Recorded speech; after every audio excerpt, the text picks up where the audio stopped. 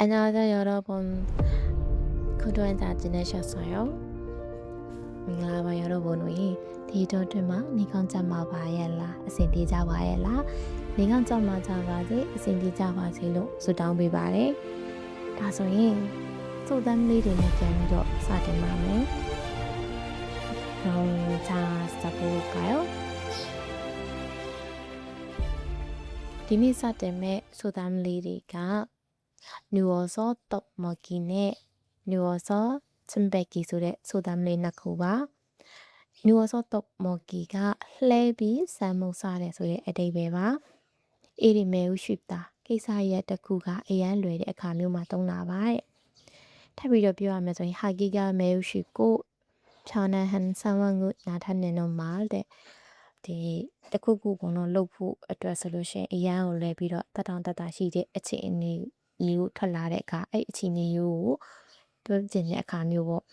ဒါလေးလုပ်ပေးပါလား ဒါလေးတစ်ခုခုလောက် လုပ်ပေးပါလား လုပ်နိုင်မလားဆိုတော့ ငါအတွက်ကတော့ အိပ်နေတာလောက်လေးပဲရှိတယ်ဆိုတဲ့ ဒီမှာပြောသလိုမျိုးပေါ့နော် ငါအတွက်ကတော့ အိပ်နေတာလောက်လေးပဲရှိတယ်ဆိုတဲ့အသုံးအနှုန်းမျိုး 누워서 떡 먹기가လှဲပြီး 쌀먹 사래 ဒါလေးလုပ်ပေးပါလား ငါအတွက်ကတော့ အိပ်နေလောက်လေးပဲရှိတယ် ဒါလေးလုပ်နိုင်ပါမလား ငါအတွက်ကတော့ ဒါလောက်လေးနဲ့ အိပ်နေတာလောက်လေးပဲရှိတယ်ဆိုပြီးတော့ သုံးတဲ့အသုံးအနှုန်းမျိုးလေးပါ 답변에 누워서 떡 먹기လှဲပြီး 쌀먹 사래가 일이 매우 쉽다ကိစ္စရဲ့ တစ်ခုခုက အရန်လွယ်တဲ့ အခြေအနေမျိုးမှာ သုံးတာ ဒါဆိုလို့ရှိရင် နောက်ထပ်စုတမ်းလေးတစ်ခုကိုသွားပါမယ် 누워서 침 뱉기 누워서 침 뱉기가လှဲပြီး တတွေးထွေးတယ်ဆိုတဲ့အဓိပ္ပာယ် 누워서 침 뱉기လှဲပြီး တတွေးထွေးတယ်ဆိုတာက 너무 해치려고 하다가 오히려 자기가 피해를 입게 된다 တစ်စုံတစ်ယောက်ကို မကောင်းကြံရာကနေပြီးတော့ ကိုယ့်ကိုယ်ပဲ ရှောင်ရှားလို့မရဘဲနဲ့ ကိုယ့်ကိုယ်ပြန်ထိတဲ့သဘောမျိုး လှဲပြီးတော့ တတွေးထွေးတယ် လှဲပြီးတော့ တတွေးထွေးကြည့်လိုက် သူများစီတော့ရောက်မှာမဟုတ်ဘူး ကိုယ့်ဘော်ကိုယ်ပဲပြန်ကြမှာ ကိုယ့်ကိုယ်ပဲပြန်ပြီးတော့စိတ်မှာ ဒါကြောင့်မို့ သူက လှဲပြီးတော့ တတွေးထွေးတယ်ဆိုတာက သူများမကောင်းကြံလို့ရှိရင် ကိုယ်ဘေးဒဏ်ထိဆိုတဲ့ မြန်မာစကားပုံလေးနဲ့ အတူတူပါပဲ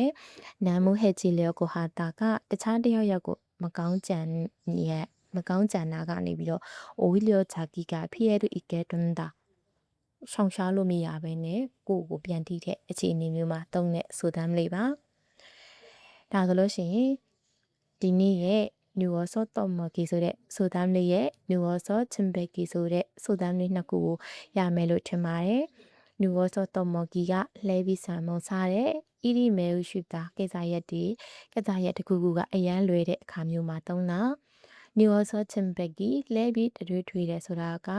너무 해치려고 하다가 오히려 자기가 피해를 입게 된다 သူများမကောင်းကြံ ကိုယ်ပြေးဒဏ်ထိဆိုတဲ့အဓိပ္ပာယ်လေးပါ ဒါဆိုလို့ရှိရင် ဒီနေ့ရဲ့ဆိုတမ်းလေးတွေကိုလည်းရရှိမယ်လို့ထင်ပါတယ် topic တွေဆောင်မွဲဖြေတဲ့အခါကျလို့ရှိရင်လည်း 소담လေးတွေကများစွာအထောက်အကူပြုပါလိမ့်မယ် 그럼 여러분 다음에 봐요. 안녕. 감사합니다.